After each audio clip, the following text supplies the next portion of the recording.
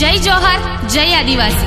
ऊपर बैठे लोगों को घर पे जाके कोई पूछेगा तुम क्या सीख के आए हो, इसलिए लो उनको तबियत आ जाए तो मतलब कार्यक्रम का वजूद खत्म हो जाएगा। तो पहले आगे आ जाओ, अभी खत्म होने ही वाला है मुश्किल से 10, 15, 20 मिनट। अब मैं अपनी बात शुरू करना चाहती हूँ, जो कहना चाहती हूँ। सुना है मैंने भी यहाँ पे खदानें निकलने वाली है। ये अपने प्रतापगढ़ का एक छोटा सा गांव है।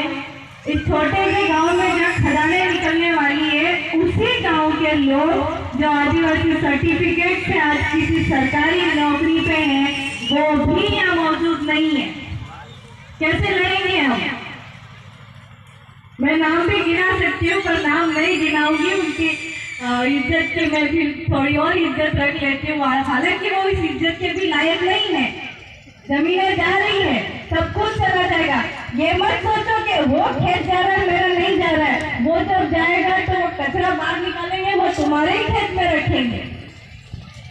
और जब बड़ी बड़ी गाड़ियां आएगी ना, दाता गांव में लोग सोच रहे होंगे, यहाँ से जैसे घंटारी वाले सोच रहे होंगे या उधर आगे माइटेल तक वाले सोच रहे होंगे हमारे क्या बिगड़ेगा। लेकिन वो बड़े बड़े ट्रक आएंगे, क्या क्या आएगा, वो इतना प्रदूषण फैलाएंगे कि आप यहाँ से 50 किलोमीटर दूर, 100 किलोमीटर दूर भी जीने लायक नहीं बचोगे। हवा खराब हो चुकी होगी।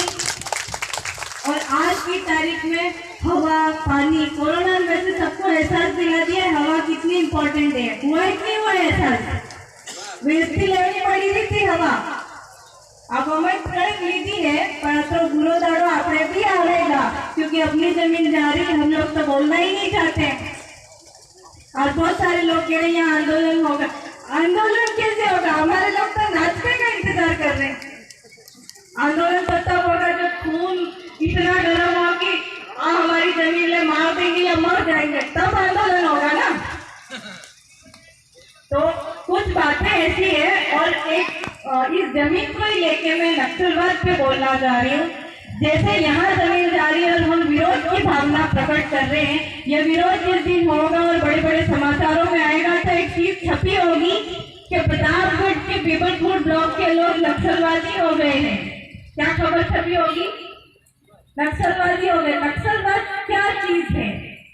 ये यही चीज है कि जैसे झारखंड, उड़ीसा, छत्तीसगढ़ में खदानें निकाली, लोहा निकाला, कोयला निकाला और सब कुछ निकालने के बाद जब उन लोगों ने कहा कि थोड़ा बहुत पीने लायक पानी हमको दे दो, हमारे बच्चे जिए, इतनी जमीन दे दो, तो वो कहते हैं कि ये विरोध कर रहे हैं, ये नक्सलवादी है, ये आतंकवादी है, ये सरकार का विरोध कर रहे। जब तुम्हारी जमीनें चली जाएगी, पीने के लिए शुद्ध पानी नहीं होगा, रहने के लिए घर के ठिकाने नहीं होंगे, तो नक्सलवादी नहीं बनोगे तो क्या बनोगे?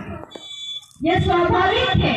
और आज जब बस्तर जैसा कांड हुआ तो हमारे लोग जानते ही नहीं है बस्तर कहाँ पे है, बस्तर में वो चीज हुई तो क्यों हुई, वो इसीलिए हुई। ये दाता भी बस्तर का बन जाए, इसलिए अभी के अभी जाग जाओ।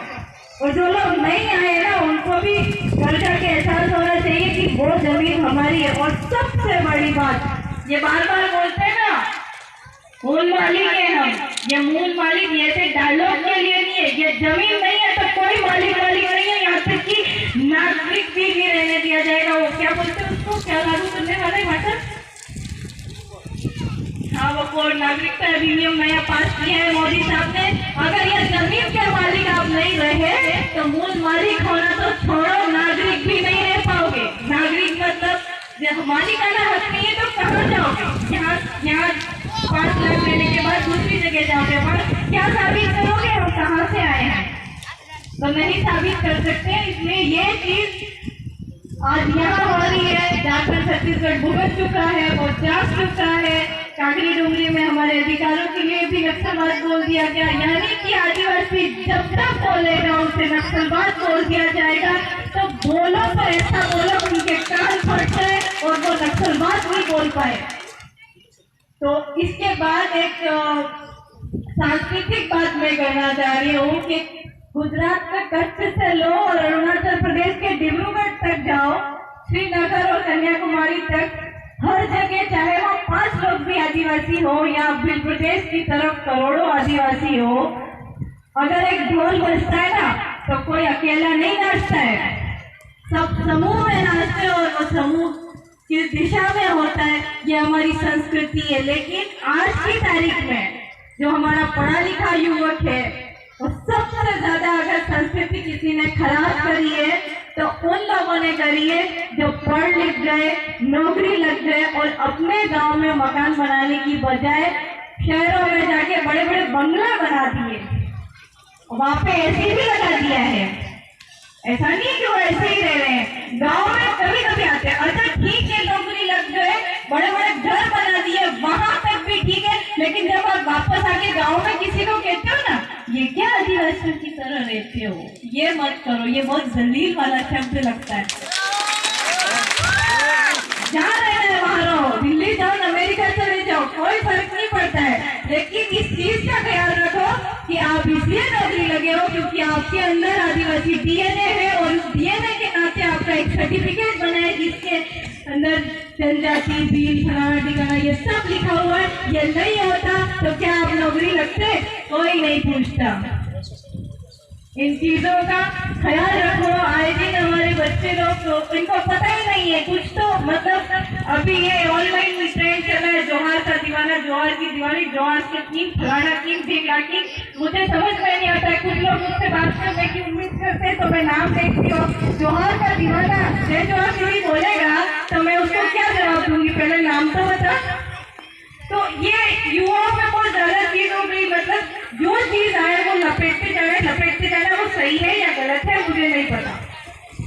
आजकल हर कोई इंसान अपने बच्चों को मोटरसाइकिल दिला देता है, जो बात कविराम जी ने करी थी, दिला दो मोटरसाइकिल, साथ में हेलमेट भी दिला दो। और मोटरसाइकिल भी इतनी दिलाओ कि पीछे भी कोई बैठ पाए। ऐसी मोटरसाइकिल दिलाते हो जिसपे पीछे कोई बैठ ही नहीं सकता है। સબસ્ક્રાઇબ કરવાનું બિલકુલ ભૂલતા નહીં।